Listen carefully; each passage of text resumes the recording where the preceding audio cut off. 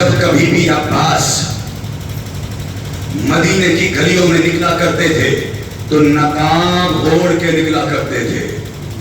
سن 36 ہجری تک جناب ام البنین نے نظر بد کے لیے ملائے کائنات سے کہہ کے تعویذ بنوا رکھی تھی. اور اب جملہ سنیے کہ طبری نے یہ روایت لکھ کے قلم توڑ دیا کہ جب کبھی بھی عباس مدینے کی گلیوں میں نکلا کرتے تھے تو اگر کوئی بیٹھا ہوتا تھا تو کھڑا ہو کے کہتا تھا سبحان اللہ، ماشاءاللہ، کتنا حسین شخص جا رہا ہے، کتنا خوبصورت شخص جا رہا ہے. اگر کسی دکان کے قریب سے جناب عباس گزر جاتے تھے اور دکاندار کے ہاتھوں میں ترازو ہوتا تھا، عباس کو دیکھتا تھا، ترازو چھوٹ جاتا تھا. ماشاءاللہ، سبحان اللہ، کتنا حسین شخص جا رہا ہے. میرا جملہ تو ہمارا میرے سرکار، جب کبھی بھی عباس و علی اکبر اگر مدینے کی گلیوں سے ایک ساتھ گزر جاتے تھے تو کوئی کہتا تھا دیکھو دیکھو عباس و علی اکبر جا رہے ہیں، تو کوئی کہتا تھا نہیں عباس و علی اکبر نہیں، بلکہ ایسا لگتا ہے کہ نبی و علی جا رہے ہیں.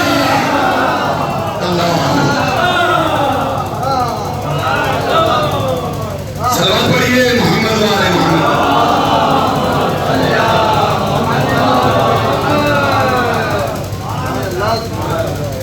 غازی کس حسین کا نام ہے، دنیا کیا سمجھے؟ شاید یہی وجہ ہے کہ جناب عباس کو قمر و بنی ہاشم کہہ کے بلایا گیا. بس آج اشارہ کروں گا ہر پہلو پر تاکہ بات مکمل ہو جائے، تفصیلی بیان انشاءاللہ کبھی اور. دنیا کہتی ہے کہ عباس عالم نہیں تھے. دلیل کیا ہے بھائی آپ کے پاس؟ کا دلیل یہ ہے کہ جیسے ملائے کائنات کے پاس نہج بلاغہ ہے، مولا سجاد کے پاس صحیفہ کاملہ ہے، دیگر ائمہ اہل بیت علیہ السلام کے پاس حدیثیں، اخبارات، روایات ہیں، ویسے غازی عباس کے پاس کوئی کتاب نہیں ملتی.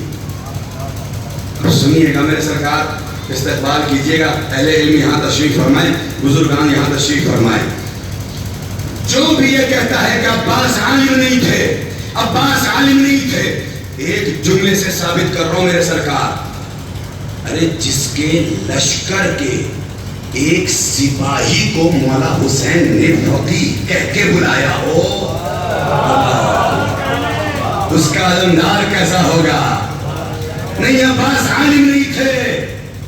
تو سنیے جواب دے کے جا رہا ہوں آج کی مجلس میں کہ غازی عباس کا علم اگر دنیا تک نہیں پہنچا اس کی سب سے بڑی وجہ کیا ہے؟ سنیے گا، اگر جناب عباس کا علم دنیا تک نہیں پہنچا اس کی سب سے بڑی وجہ یہ تھی کہ میرا غازی وفادار تھا. اب جو دلیل لے رہا ہوں نا بزرگ تائید فرمائیں گے. کیا کہا میں نے کہ غازی کا علم اگر دنیا تک نہیں آیا تو سب سے بڑی وجہ کیا تھی کہ میرا مولا وفادار تھا. یہ گھرانے اہل بیت کا دستور رہا ہے کہ جب گھر میں کوئی بڑا ہوتا تھا تو بڑا بولتا تھا. اللہ اکبر، پہنچے نہیں آپ میرے سرکار. بڑا بولتا تھا، چھوٹا خاموش رہتا تھا. بھائی نہج بلاغہ کا کوئی ایک جملہ آپ ایسا دکھا ہی نہیں سکتے جو مولا علی نے نبی کے زمانے میں کہا ہو. پوری نہج بلاغہ رسول کے بعد کی ہے. تو سن لیجئے نا، دلیل دے رہا ہوں. بھائی رسول کا زمانہ آیا، رسول بولتے رہے، علی خاموش رہے. علی کا زمانہ آیا، علی بولتے رہے، حسن خاموش رہے. حسن کا زمانہ آیا، حسن بولتے رہے، حسین خاموش رہے. خدا کی قسم جب عباس کی ولادت ہوئی، ادھر حسن بھی ہے، ادھر حسین بھی ہے. غازی کی وفا کو یہ گوارا نہ ہوا کہ فاطمہ کے بیٹوں کے ہوتے ہوئے دنیا ہمیں عالم کہہ کے بلائے.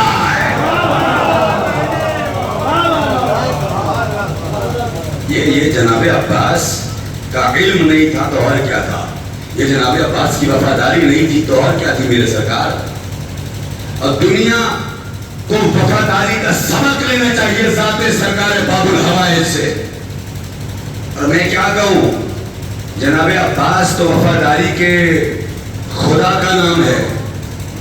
جب انسان وفادار ہو جائے تو اس کے بعد جناب عباس کے کردار کو اور جناب عباس سے وفاداری سیکھے. وفاداری تو ہمیں یہ چھوٹا سا مائک بھی سکھا دیتا ہے. اس مائک کا کام یہ ہے کہ جیسے آواز سنتا ہے ویسے ہی وہاں سناتا ہے. یہ وفاداری تو اس مائک نے بتا دیا. عباس تو وفاداروں کا خدا ہے میرے سرکار, توجہ فرمائیے گا.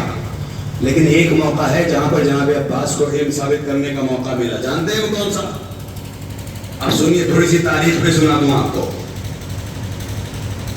28 رجب کو جب مولا حسین نے مدینہ چھوڑا اور مکے پہنچے تو مکے کے حالات یہ تھے کہ اس وقت یزید نے 3 گروہوں کو بھیجا. پہلے گروہ کو سمجھا کے بھیجا کہ جاؤ کعبے کے آس پاس حسین ہوں گے, عباس و علی اکبر ہوں گے, تم جانا جا کے یہ کہنا کہ ہم تمہیں حج نہیں کرنے دیں گے. جب تم یہ کہو گے تو عباس و علی اکبر غضبناک ہوں گے, پھر تم سب کے سب ان پر حملہ کر دینا اور انہیں قتل کر دینا. سیاست سنیے, یزید کی سیاست سنا رہا ہوں اور بہت جلدی سنا رہا ہوں. دوسرے گروہ کے سمجھا کے بھیجا کہ جب پہلا گروہ حسین کو اور اصحاب حسین کو قتل کر دے تو تم سب کے سب پہلے گروہ کو قتل کر دینا. نہیں سمجھے یزید کی سیاست؟ میرے سرکار یزید چاہتا ہی یہی تھا کہ دنیا قاتلان حسین کے چہرے کو نہ پہچان سکے. مگر ہائے یزید کی قسمت, 14 صدیاں ہو گئی, آج تک دنیا لعنتیں کر رہی ہے. صلوات پڑھیے محمد والے محمد پر.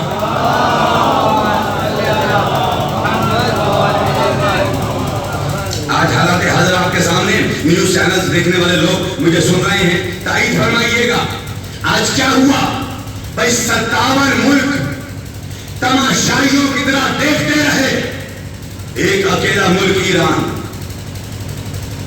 جوان مرد کی طرح ڈٹ کے کھڑا رہا. سوال ہے نا, سوچنا چاہیے انسانوں کو, یہ 57 مسلمانوں کے ممالک بے حیاؤں کی طرح دیکھ کیوں رہے ہیں؟ اکیلا ایران بول کیوں رہا ہے؟ اب بھی دنیا والوں کو سمجھ میں نہیں آیا. اب جملہ دینے جا رہا ہوں, شاید کہ آپ کے مزاج کے حوالے ہو جائیں تو آپ استقبال کر لیں. اور جملہ بڑا قیمتی ہے میرے سرکار. آج ہمارے یہاں بھی کچھ افراد اس فکر کے آ گئے جو یہ کہتے ارے کب تک خیبر خیبر پڑھا جائے گا. جملہ بڑا قیمتی ہے. ارے کب تک خیبر سنو گے, کب تک خیبر سنو گے. میں کہوں گا ارے ذرا ایران کی نیوز دیکھ لو. ابھی کیا ہوا, جب ایران نے حملہ کیا تو آواز آئی سیز فائر کر لیا جائے. جب ایران نے خیبر میزائل چلائی تو ہر ایک ایرانی کی زبان پر بس خیبر خیبر کا نام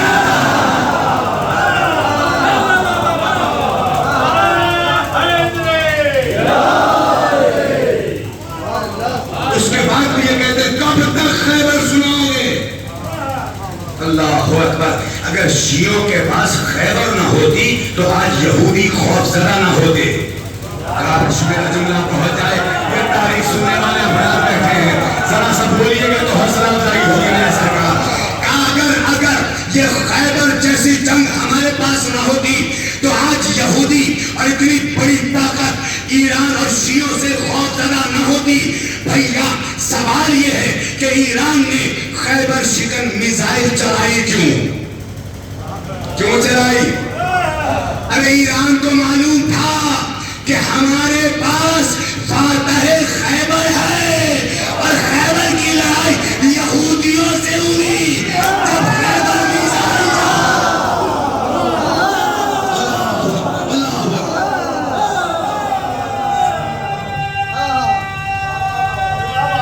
آپ سلامت رہے.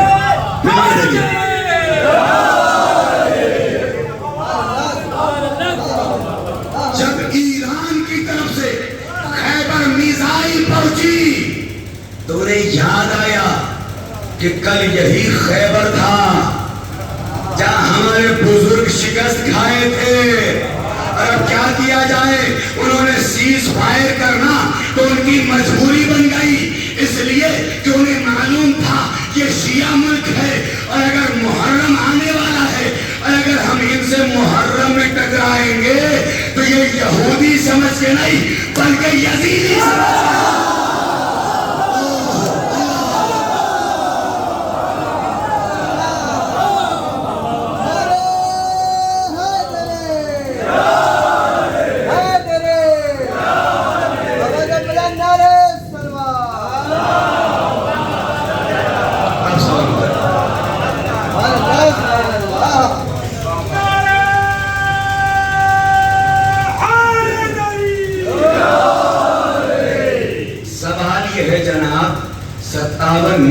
خاموش کیوں رہے؟